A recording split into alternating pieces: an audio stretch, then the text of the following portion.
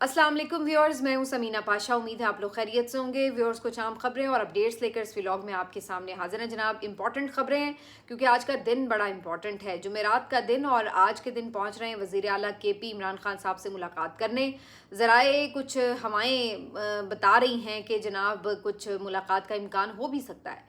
क्या इस बारे में सूरत हाल रहेगी आपको बताते हैं। इसके साथ साथ ये भी आपको बताएंगे कि इमरान खान साहब को एक नई ऑफ़र आज की गई है और इस ऑफ़र में क्या है। इनफैक्ट ये कोई इतनी नई ऑफ़र नहीं है, ये ऑफ़र हमेशा टेबल पर मौजूद रही है, लेकिन इमरान खान साहब ने कभी भी इस ऑफ़र को ज़्यादा लिफ्ट नहीं कराई और अब ये एक दफ़ा फिर खुले आम तरीके से जो है वो पहुंचा दी गई है। इस पर भी बात करते हैं। एक नई लॉन्चिंग भी हुई है जो आप कह लें इमरान खान का तोड़ निकालने के लिए शायद की जा रही है। इसके ऊपर भी आपको अपडेट करेंगे और फिर टमाटर क्यों आज इतने ज़्यादा डिस्कशन में रहे इसके ऊपर भी बात होगी। बड़ी ट्रोलिंग भी हुई है हुकूमत के हामी सहाफ़ियों की टमाटर की कीमत के ऊपर लेकर के और गैर जमाती बुनियादों पर जो बल्दियाती इलेक्शन कराने का फ़ैसला है उसके ऊपर भी काफ़ी गुफ्तगू हो रही है। तो ये सब कुछ आज के व्लॉग का हिस्सा। आपसे रिक्वेस्ट है कि चैनल को सब्सक्राइब कर लें अगर अभी तक सब्सक्राइब नहीं किया।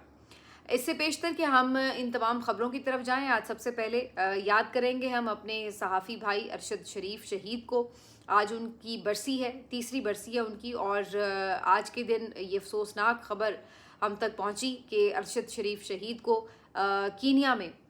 शहीद कर दिया गया। सर में उनके गोली मारी गई थी और ना जाने क्या क्या अनकही दास्तानें हैं जो कभी हम तक पहुंचती हैं आधी अधूरी सी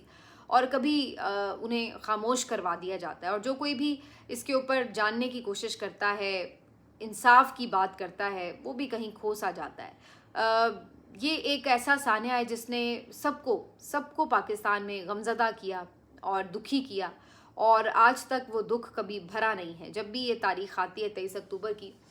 यकीनी तौर पर जो सहाफ़ी बरादरी है ख़ास तौर पर और बाकी भी जो आम तौर पर लोग अरशद शरीफ से प्यार करने वाले लोग हैं वो बहुत ज़्यादा दुखी रहते हैं और वो सारा मंज़र याद आ जाता है कि किस तरह उनकी शहादत की ख़बर जो है वो मिली थी और उसके बाद फिर जो कैफियत रही। तो ये एक तकलीफ़ दे दिन था पाकिस्तान के अवाम के लिए और इसको भुलाया नहीं जा सका। ज़्यादा तकलीफ़ इस बात पर होती है कि कभी इंसाफ नहीं मिल सका अरशद को। और सिर्फ इतना ही नहीं कि इंसाफ नहीं मिल सका बल्कि इंसाफ के हुसूल की तरफ जाने वाले तमाम रास्ते भी ऐसा लगता है कि जैसे बंद हुए हुए हैं और कोई उसमें पेशरफ्त नहीं हो रही। अरशद शरीफ के कातलों तक पहुंचने के लिए जितनी भी दरख्वास्तें दायर की गई, जो भी अदालतों में समातें हुई, उन सब को आप देखिए तो एक खामोश तरीके से खामोश करा दिया जाता है। जो हामिद मीर साहब ने जुडिशल कमीशन बनाने की दरख्वास्त दे रखी थी इस्लामाबाद हाई कोर्ट में, वो भी कहीं खो गई है। उसके ऊपर फ़ैसला महफूज हुआ था जो कभी सामने नहीं आया। उसके अलावा सुप्रीम कोर्ट में भी इसकी जो हेयरिंग हो रही थी, वो जो पुराने चीफ जस्टिस साहब थे उमर अता बंदयाल साहब के दौर में काम उसके ऊपर नोटिस लेके शुरू किया गया। फिर काजी साहब का पूरा दौर गुजर गया, उन्होंने तो कोई हेयरिंग नहीं होने दी और अब तीसरे चीफ जस्टिस आ चुके हैं। लेकिन अरशद शरीफ शहीद का जो केस है उसके ऊपर कोई हेयरिंग नहीं होती और कोई इस बात में दिलचस्पी नहीं लेता कि उस सहाफ़ी को भी किसी ने इंसाफ दिलाना है। तो ये एक तकलीफ़ दे अमर है। जो आप हमारे सहाफ़ी बरादरी की भी बात करें तो जो उनके दोस्त यार हैं वो तो खैर बहुत याद करते हैं, उनको रोते हैं, उनके लिए आवाज़ भी उठाते हैं, लेकिन बहुत से लोग उन्हें फरामोश कर चुके हैं और ऐसा लगता है कि उनके जो कत्ल के मुहर्रिकात थे उनको कहीं भुला कर इससे सियासी फ़ायदा उठाने की खातिर इस केस को गुमराह करने की बड़ी कोशिश की जाती है डिलिबरेटली और बात को कहीं से कहीं घुमाने की कोशिश की जाती है। इल्ज़ाम किसी की तरफ जो ख़ुद अरशद शरीफ बता के गए अपने दौर में और जो उनकी वालदा ने नाम लिख के दिए, उनकी बजाय और ही नामों की तरफ उसका खुरा मिलाने की कोशिश की जाती है। और उसके बाद हम देखते हैं कि इसके बहुत से गवाह जो हैं वो अभी तक रूपोश भी हैं, खामोश भी हैं। तो ये सारी कहानी न जाने कब भेद खुलेगा, पता नहीं। इस दुनिया में हम अल्लाह करे कि देखें हम कातलों का इंजाम, लेकिन बस आखिरी जो एक उम्मीद होती है किसी भी मुसलमान की वो फिर यही होती है कि इंशाल्लाह यहाँ नहीं तो अगले जहान में ज़रूर, लेकिन हर कोई अपने किए का ज़रूर फल पाएगा। जो जिसने जो अच्छा किया है वो भी फल पाएगा और जिसने जो बुरा किया है, जिसने जो जुल्म किया है उसकी भी सज़ा भुगतेगा। तो बस इसी बात का एक ईमान है, लेकिन दिल आज जो है वो बहुत उदास है। इसमें सिर्फ अच्छी बात यह कि जो खैबर पख्तूनख्वा हुकूमत ने इसी मौके पर जो उनके नाम से यूनिवर्सिटी बनाने का ऐलान किया है उससे लोग बहुत खुश हुए हैं, उनको बड़ी तमानियत पहुंची है اگرچہ کچھ لوگ تنقید بھی کر رہے ہیں کہ جناب ان کی اتنی خدمات نہیں ہیں، وہ تو خود ایک دور میں اسٹیبلشمنٹ کے بڑے حامی صحافی تھے، تو ان کے نام پر کیوں یونیورسٹی بنائی جا رہی ہے، ان سے زیادہ بہت سی لوگوں کی خدمات ہیں۔ تو بھائی بات یہ کہ خدمات تو بہت سے لوگوں کی بہت شعبوں میں ہو سکتی ہیں، لیکن جان دینا سچ کے لیے یہ ہر کسی کے بس میں نہیں ہوتا، اور جس طرح کے حالات سے گزر کر ارشد شریف شہید کو جس طرح سے شہید کیا گیا، اللہ نہ کرے کہ کسی اور کے ساتھ یہ سارا سلسلہ یوں پیش آئے۔ تو دیار غیر میں بہت ہی قسمہ پرسی کی حالت میں وہ بیچارے اکیلے تنہائی کا شکار جس طریقے سے چھپتے چھپاتے اپنی زندگی بچانے کی کوشش بھی کر رہے تھے، ساتھ ساتھ سچ کا انہوں نے علم بھی اٹھایا ہوا تھا،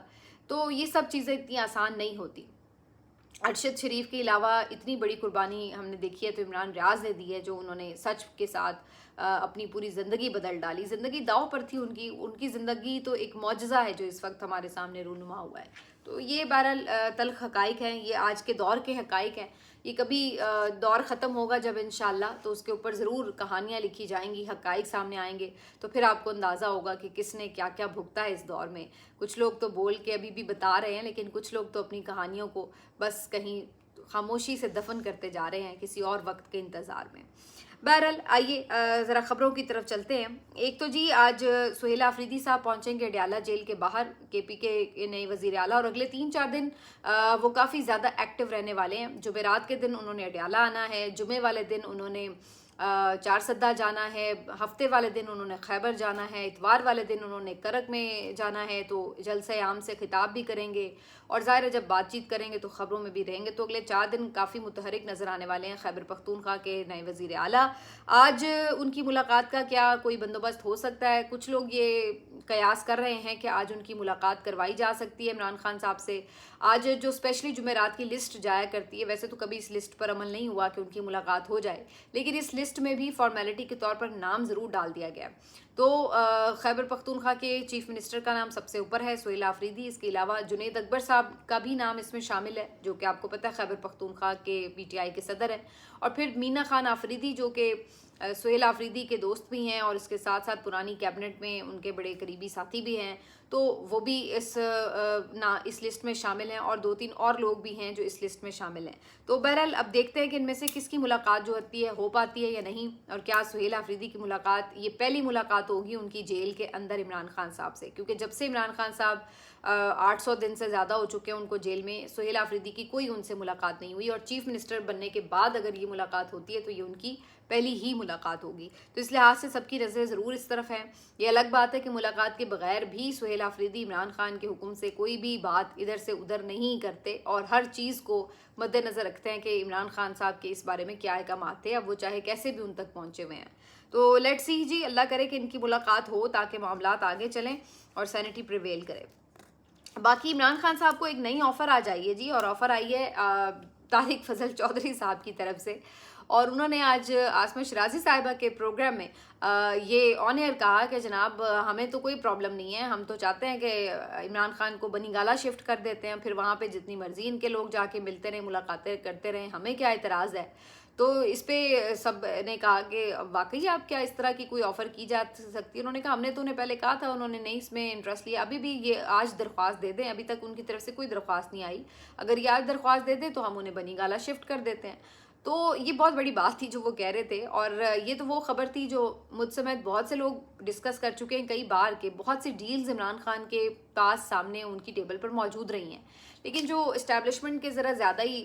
سگے بنتے ہیں صحافی، وہ تو کہتے نہیں جی کوئی ان کو ڈیل کبھی آفر ہی نہیں کی گئی۔ تو یہ ان کے لیے بھی ایک میرا خیال ہے آئی اوپنر ہے، کہ خود حکومتی وزیر جو ہے وہ بتا رہے ہیں کہ جی ہم تو تیار ہیں، کہ ہم تو کہہ رہے ہیں کہ آپ بنی گالہ شفٹ ہو جائیں۔ تو یہ تو بہت پہلے بھی بات ہوتی رہی ہے، علی امین گنڈا پور صاحب بھی یہ بات لے کے عمران خان صاحب کے پاس جاتے رہے ہیں کہ وہ یہ آفر پہ سب کو میرا خیال ہے کہ کنونس کیا جا سکتا تھا، لیکن عمران خان صاحب نے اس کے اوپر واضح طور پر یہ کہا تھا کہ انہیں اپنے لیے کوئی فیور نہیں چاہیے، بلکہ انہوں نے اس وقت بھی یہ بات کہی تھی کہ جو ان کے پارٹی لیڈرز جیلوں کے اندر موجود ہیں ان کو آزاد کیا جائے، ان کے جو کارکن اس وقت بے گناہ جیلوں میں قید ہیں ان کی رہائی کا بندوبست کیا جائے، میرا کوئی مسئلہ نہیں، میں آخری بندہ ہوں گا جو جیل سے باہر نکلوں گا۔ تو انہوں نے اس وقت بھی یہ بات کہی تھی کہ میں سیٹ ہوں، مجھے کوئی مسئلہ نہیں ہے، مجھے کوئی جلدی نہیں ہے اڈیالہ سے باہر نکلنے کی، اگر کوئی کسی نے اپنا کوئی پازیٹیو جیسچر دکھانا ہے تو وہ اس پہ دکھائے کہ جو بے گناہ لوگ ہیں ان کو نکالے باہر۔ تو یہ اس وقت کا عمران خان صاحب کا جواب تھا۔ کہ وہ کسی ڈیل میں انٹرسٹڈ نہیں تھے، اور اگر اس طرح کی کوئی وہ فیور لے کے باہر آتے تو پھر وہ ڈیل ہی کہلاتی، چاہے وہ باہر جاتے، چاہے وہ بنی گالا جاتے، چاہے وہ زمان پارک جاتے، یا پاکستان میں کسی بھی علاقے میں اگر ان کو شفٹ کیا جاتا جیل کے علاوہ، تو اس کو یہی تاثر دیا جاتا کہ جی انہوں نے کوئی کمپرومائز کر لیا. اسی لیے انہوں نے ایسی کوئی نہ تو ریکویسٹ ڈالی ہے، نہ انہوں نے ان کی کسی آفر پہ حامی بھری ہے، کیونکہ آفر یہ خود بھی لے کے جاتے. اگر عمران خان اس پہ رضامند بھی ہو جاتے تو انہوں نے یہ نہیں کہنا تھا کہ یہ آفر تو ہم نے خود دی ہے، بلکہ انہوں نے کہنا تھا کہ نہیں، عمران خان نے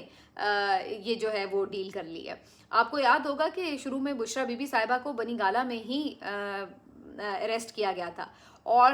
اس کے اوپر یہی بیانیہ بنانے کی کوشش کی گئی کہ جی بشرا بی بی صاحبہ تو ڈیل کی وجہ سے بنی گالا میں موجود ہیں. اور پھر بشرا بی بی صاحبہ نے باقاعدہ بنی گالا میں اپنی جو اریسٹ تھا اس کو چیلنج کیا، اور اس کیس میں پھر انہوں نے اپنے حق میں فیصلہ لے کے اپنے آپ کو اڈیالہ میں خود شفٹ کروایا. اور پھر یہ ڈیل کی جو ساری خبریں دینے والے لوگ تھے پھر بھی شرمندہ نہیں ہوئے کہ ہم نے اتنی فالس قسم کی خبروں کے اوپر جو ہے وہ بیانیہ یہ بنایا کہ جی وہ تو ڈیل کر کے بنی گالا میں اپنے لیے سہولت کے ساتھ بیٹھی ہوئی ہیں. تو بہرحال یہ ساری بات ہے. باقی جو یہ طارق فضل چودھری صاحب ہیں، یہ بیچارے تو خود فارم 47 کے ایم این اے ہیں، تو ان کی اتنی کیا حیثیت ہے کہ یہ کوئی آفر کریں یا اس طرح. لیکن یہ چیزیں وہ ہیں جو ڈسکشن میں آتی رہتی ہیں، یہ تجاویز، اور اس کے اوپر عمران خان صاحب پہلے ہی منع کر چکے ہوئے ہیں. لیکن یہ بات اپنی جگہ درست ہے کہ عمران خان صاحب کا کوئی حل ان سے نہیں نکل رہا ہے. سزائیں سنا کے یا آگے بھی اس چیز کو کنٹینیو بھی کر کے ان کی سمجھ میں نہیں آ رہا کہ جتنی دیر وہ جیل میں رہ رہے ہیں اس سے بھی ان کی مقبولیت بڑھ ہی رہی ہے. مقصد تو یہ تھا کہ جیل میں رکھیں گے، سزائیں دیں گے، لوگ ڈس ہارٹ ہو جائیں گے، یہ بھی تھک جائیں گے، اور یہ کہیں باہر نکل جائیں گے جس سے ان کی مقبولیت بھی ختم ہو جائے گی. لیکن عمران خان صاحب چونکہ کوئی ڈیل نہیں کر سکے اور نہیں کی انہوں نے، اور اس کے بعد پھر یہ ہوا کہ ان کی مقبولیت میں اضافہ ہوتا رہا. ویسے اب اس مقبولیت کو ختم کرنے کے لیے انہوں نے بڑے اور حربے آزمائے، وہ تو سب آپ پہلے بھی دیکھ ہی رہے ہیں. لیکن ان میں ایک حربہ یہ بھی تھا کہ کوئی متبادل قیادت لا کے جی بتایا جائے کہ جی یہ بھی آپ کی قیادت ہو سکتی ہے. اب چونکہ جو پی ٹی آئی ہے اس میں زیادہ تر جو لوگ ہیں وہ نوجوان لوگ پسند کرتے ہیں، ان نوجوانوں کی پارٹی سمجھا جاتا ہے، تو اب اس کو بھی انہوں نے کیش کرانے کے لیے بڑی کوششیں کی ہے کہ کسی طرح نوجوانوں کا جس چیز میں انٹرسٹ ہو اس چیز سے ریلیٹڈ کوئی شخصیت لا کر ان کو ایک متبادل قیادت کے طور پر فراہم کیا جائے. تو میں نے اس کے اوپر ویسے کافی میرا خیال ہے 1 آدھ مہینہ پہلے ہی اس پہ ولاگ میں نے بات کی تھی. جو ریگولر سنتے ہیں مجھے انہیں پتہ ہوگا کہ میں یہ بہت پہلے کر چکی ہوں. اب یہ سارا جو پلان تھا یہ اب کھل کے سامنے آ چکا ہے. تو اب ہم یہ دیکھ رہے ہیں کہ اقرار الحسن صاحب جو ہیں وہ کافی دنوں سے ایک کیمپین چلا رہے تھے کہ جی نوجوانوں کو سیاست کرنی چاہیے، ان کی اپنی پارٹی ہونی چاہیے، نئی پارٹی بنانی چاہیے، پرانی پارٹیوں سے جان چھڑانی چاہیے، وغیرہ وغیرہ. اور یہ پورے ایک کیمپین چلانے کے بعد جو انہوں نے متعدد انٹرویوز میں اور اپنے ٹویٹر اکاؤنٹ سے اور مختلف جگہوں پہ بات کر کے یہ کی، اب وہ باقاعدہ ایسا لگ رہا ہے کہ ان کی ایک سیاسی لانچنگ کی جا رہی ہے، اور اب ان کو شاید کوئی پارٹی واٹی تھما دی جائے گی کہ جی یہ نوجوانوں کی پارٹی لے کر آپ آگے چلیں. اس سے پہلے ریحام خان صاحب کو بھی اسی طرح یہی نعرہ دے کے بھیجا گیا. جو جواد احمد صاحب ہیں وہ بھی اسی طرح کی ایک پراکسی ہیں، وہ بھی یہی کچھ کر رہے ہوتے ہیں کہ جی پی ٹی آئی کا زور توڑو اور نوجوانوں کو اپنی طرف مائل کرو. شاہد آفریدی صاحب جو ہیں ان کے بارے میں بھی لوگوں کا یہ تاثر ہے کہ شاید وہ بھی سیاست ہی آگے کرنا چاہتے ہیں، اور ان کو بھی اکثر دیکھا گیا کہ سیاسی بیانات، سیاسی ایکٹیویٹیز میں پارٹیسپیٹ تو کرتے ہیں، لیکن بہرحال انہوں نے کوئی باقاعدہ طور پر سیاسی جماعت بنانے کا تو خیر اعلان نہیں کیا. لیکن یہاں پر جو اقرار الحسن صاحب ہے اس کے لیے تو مزے کی بات یہ کہ پی ٹی آئی کے بہت سے لوگ پہلے یہ کہہ رہے تھے کہ یہ خود بھی سیاست میں آئیں گے، تو تب یہ کہتے تھے کہ نہیں جی میں تو سیاست میں نہیں آنے کا خواہش مند، نہ میں اپنے لیے کسی عوامی عہدے کا طلبگار ہوں. تو اب بہرحال یہ ضرور دیکھا جا رہا ہے کہ باقاعدہ ایسا لگ رہا ہے کہ وہ ایک سیاسی جماعت لانچ کرنے جا رہے ہیں. بلکہ مزے کی بات یہ کہ جو پی ایم ایل این کے بہت ٹاؤٹ ہیں یا بڑے قریبی لوگ سمجھ جاتے ہیں، وہ تو باقاعدہ ان کی برانڈنگ یوں کر رہے ہیں کہ لیں جی یہ نیا وزیر اعلیٰ جو ہے یہ سندھ میں لانا چاہیے، نوجوان وزیر اعلیٰ سندھ میں لانا چاہیے. تو انہوں نے پکڑ کے اس پہ سندھ کو ٹارگٹ کرنا شروع کیا ہوا ہے. حالانکہ اقرار جو ہے وہ یہاں پہ پنجاب میں رہتے ہیں، لاہور میں ان کا گھر ہے، تو وہ اگر آنا ہے تو بھائی آپ ادھر سے کہیں نا، پھر ادھر لے کے آئیں شریفوں میں. لیکن چونکہ وہاں پہ نواز شریف शरीफ साहिबा और नवाज शरीफ साहब की साहबजादी को ये पीछे नहीं हटा सकते, क्योंकि वहाँ से तो फिर आपको पता है ना पूरी रोजी रोटी चलनी होती है। तो फिर उन्होंने कहा कि नहीं जी, ये आप सिंध में इनको जो है लॉन्च करें तो वहाँ पे इनको पार्टी बनाए। अब ये बात इन्होंने केपी के लिए कहनी ज़रूर थी, लेकिन वहाँ पे इत्तेफाक से ऑलरेडी इमरान खान साहब ने खुद ही एक नौजवान वज़ीर आला लगा दिया। तो उन्होंने कहा अब इस पे अगर हम ये खेलेंगे कि जी ये नौजवान वज़ीर आला उधर तो पहले ही है सब कहेंगे, तो उन्होंने कहा जी ये सिंध में ये वाला जो है काम चला। लेकिन बात वही है कि आप इस तरह करके जितनी मर्जी लॉन्चिंग्स कर लें, जो मर्जी आप लोगों की तवज्जो हटाने की कोशिश कर लें, जो हकीकत है वो हकीकत अपनी जगह खड़ी है। और वो हकीकत वही है कि अवाम जो है वो इमरान खान के साथ है, और उसका मुतबादिल आप जो मर्ज़ी इस वक्त दे दें, चाहे वो उसकी पार्टी के अंदर से दे दें, चाहे पार्टी के अलावा दे दें, लोग उसको तस्लीम और कबूल करने के लिए तैयार नहीं हैं। इमरान खान को एक दफ़ा आपको दोबारा इक़्तिदार देना ही होगा, उसको बाहर लाना ही होगा, फिर ही उसकी आप कह सकते हैं कि ये जो एक मिथ बन गई कि उसको कोई नहीं अब तोड़ सकता, कोई उसको हरा नहीं सकता, तो शायद फिर आपके लिए कोई चांस बने। लेकिन अगर आप ये समझ रहे हैं कि आप इस तरह उसको कैद रखेंगे तो उसकी मकबूलियत में सिर्फ इजाफा ही होगा, उसके बदले आप जितने मर्जी बुत तराशें वो पाश पाश होते चले जाएंगे। तो ये सारी पुरानी गेम्स हैं और सब इनको अच्छी तरह समझते हैं। और ये जो इकरारुल हसन और इस टाइप के लोग आप लेके सामने आ रहे हैं, तो इनको तो ऑलरेडी लोग इतना मुस्तरद कर रहे हैं। आप देखिए तो सही कि उनके साथ सोशल मीडिया प्लेटफॉर्म्स पर हाल क्या हो रहा है। तो फिर आप ऑलरेडी जो मुस्तरद लोग हैं उनके ऊपर इन्वेस्ट करेंगे और इन्वेस्ट करके सोचेंगे कि जी इसका रिजल्ट वो नहीं मिल रहा, तो कैसे बात बनेगी। लेकिन बहरहाल ये चीज़ें तो चलती रहती हैं, हर किसी का हक है भाई सियासत का। अगर इकरार चाहते हैं कि वो सियासत करें, कोई पार्टी बनाना चाहते हैं तो ज़रूर उनको बनानी चाहिए, ये उनका हक है, आइन उनको ये हक देता है। लेकिन अगर वो किसी आशीर्वाद के साथ आ रहे हैं और वो ये सोचते हैं कि जो लाने वाले हैं उनको अगर ये सोचें कि जी ये कोई मुतबादिल हो सकते हैं, तो मेरा ख्याल है ये फ़िलहाल होता नज़र नहीं आ रहा, हकीकत के बरक्स है। लेकिन अगर इकरार अपने तौर पर कुछ पार्टी लॉन्च करना चाहते हैं तो वो उनका हक है, उन्हें ज़रूर करनी चाहिए। बहरहाल हालत इस वक्त मकबूलियत और गैर मकबूलियत में यहाँ फंसी हुई है कि जो मरीम नवाज़ साहिबा हैं बल्दियाती इलेक्शन से खौफजदा थी, करवा नहीं रही थी, और अब उन्होंने फ़ैसला ये किया है कि बिल्कुल डिक्टेटर्स की तर्ज के ऊपर बल्दियाती इलेक्शन तो करा लिए जाएं, लेकिन उसको इस तरह से कराया जाए कि जहाँ पे पीटीआई के जीतने का या उनके जीत के हुकूमत लेने का कोई इम्कान ना हो। तो इसके लिए इन्हें नई कानून साजी की है, और नई कानून साजी में इन्होंने कहा है कि जी बल्दियाती इंतखाबात जो हैं वो गैर जमाती बुनियादों पर कराए जाएं, मतलब सियासी वाबस्तगी के अलावा आज़ाद उम्मीदवार खड़े किए जाएं, और जब वो जीत जाएं तो उनको 1 महीने का टाइम दे दिया जाए कि जनाब आप किसी भी पार्टी में शामिल हो जाएं। अब जाहिर सी बात है जब आप जीत के आएंगे तो फिर तो आप यहाँ तो जो पीटीआई की टिकट से लोग जीते हुए थे उनको आपने ज़ोर ज़बरदस्ती से जो है वो शामिल कराया इधर उधर पार्टियों में। तो जब आप आएंगे इस तरह आज़ाद तो आप कहेंगे कि जी ये तो आए ही आज़ाद हैं। बेसिकली इसका मकसद क्या है? इसका मकसद ये है कि इन्हें खौफ है कि जब भी पीटीआई के नाम से कोई उम्मीदवार खड़ा होगा सामने तो ये बुरी तरह से हार जाएंगे। तो ये इसलिए इसको गैर जमाती बुनियादों पे कराना चाह रहे हैं कि जी हम भी आज़ाद खड़े कर लेते हैं, ये भी आज़ाद खड़े कर लें, और बाद में जितने जीते हुए होंगे वो सब के सब हम PFLN में शामिल करवा लेंगे। अब जाहिर सी बात है सबको फंड्स चाहिए होते हैं काम करवाने के लिए, हर कोई ये चाहेगा कि वो जीत कर उस पार्टी में शामिल हो जिसकी सूबे में भी हुकूमत है, मरकज़ में भी हुकूमत है, ताकि उसको फ़ंड्स की फराहमी में कोई रुकावट भी ना हो, और ना ही उसको ये FIRों के झमेले जीतने पड़े। जब सबको पता है कि किसी और पार्टी में जाएंगे पीटीआई का लेबल लगा रहेगा तो फिर तो ये भी बड़े मसले हैं ना, साथ हर वक्त FIRें आ रही होती हैं वगैरह। तो कौन ये चाहेगा कि जनाब हम इस तरह की मुश्किल कोई गले में डालें। तो इसका सीधा सीधा मकसद ये नज़र आ रहा है। लेकिन मैं आपको ये बता दूं कि इस किस्म के इंतखाबात आज तक सिर्फ आमिरों के दौर में हुए हैं, तो इसलिए आप बिल्कुल हैरान ना हो, क्योंकि ये भी एक आमिराना ही दौर है। और ख़ासतौर पर मरीम नवाज़ जो पंजाब में इस वक्त रूल कर रही हैं वो तो हैं ही एक बहुत ही आमिराना जहन की मालिक खातून, तो उनसे आप और क्या एक्सपेक्ट कर सकते हैं कि वो कोई बड़ी जमहूरी रवैये रखेंगी। तो वो तो आपने देख ही लिया पिछले 1.5 साल के उनके इक़्तिदार में कि किस तरह का उनका जो है वो जमहूरी रवैया है। एक आज़ाद सहाफ़ी पंजाब में बेचारा नौकरी पे नहीं है इस वक्त, और बाकी आप देख लें कि जो हालात हैं अपोजिशन के साथ, अपोजिशन की ख़वातीन के साथ, और जो एहतजाज और इन तमाम इख्तलाफ राय के साथ वो सलूक करती हैं, तो ये सब कुछ कोई ढका छुपा तो नहीं है। तो वो एक बिल्कुल डिक्टेटर की तरह जो है वो बनी हुई हैं, और इसी तरह का वो इंतखाब भी करवा रही हैं जैसे डिक्टेटर्स करवाते हैं। तो इससे ये भी पता चलता है कि इनको पता आज भी है कि बेसिकली इस वक्त जो मकबूलियत है वो इमरान खान और पीटीआई की ही है। और इस वक्त ये फ़ायदा ये भी उठाना चाहते हैं कि पीटीआई चूँकि इलेक्शन कमीशन में अभी तक उनके वो निशान का मसला भी हल हल नहीं हुआ उनके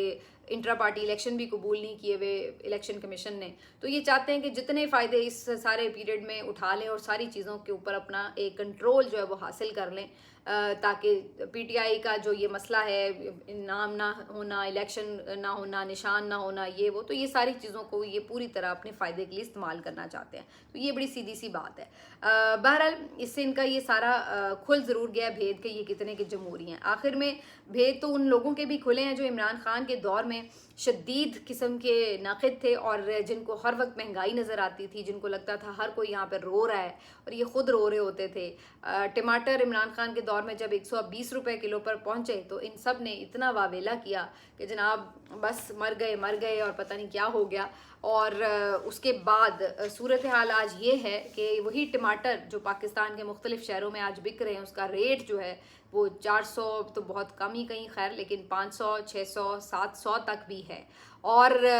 आज वो ट्विटर अकाउंट खामोश नज़र आ रहे हैं आपको, उनको आज कोई प्रॉब्लम नज़र नहीं आ रही कि हाँ भाई हमने इनके ऊपर जो है वो कोई आवाज़ उठानी है। और अगर किसी ने उठाई है तो बड़ी मध्यम सी उठाई है, सिर्फ शायद इस डर से कि लोग क्या कहेंगे। उस वक्त तो आप इतना शोर मचाते थे, अब नहीं मचा रहे, तो इसलिए बस मध्यम सी आवाज़ कोई निकाल दो। लेकिन कहने का मकसद ये है कि इस पूरे दौर में सबसे ज़्यादा जो है ना, मुझे लगता है बाज़ औक़ात के मीडिया के जो बुर्ज हैं ना वो उल्टे हैं, जितनी बुरी तरह ये एक्सपोज हुए हैं कि यानी जिनको सारी ज़िंदगी हम ये समझते रहे कि ये बड़े एंटी इस्टेब्लिशमेंट हैं, बड़े जमहूरियत पसंद हैं, वो सारा भेद उतर गया, रंग रोगन उतर गया कि जनाब अंदर से तो ये सारे नून लीगी थे और उनको सिर्फ वही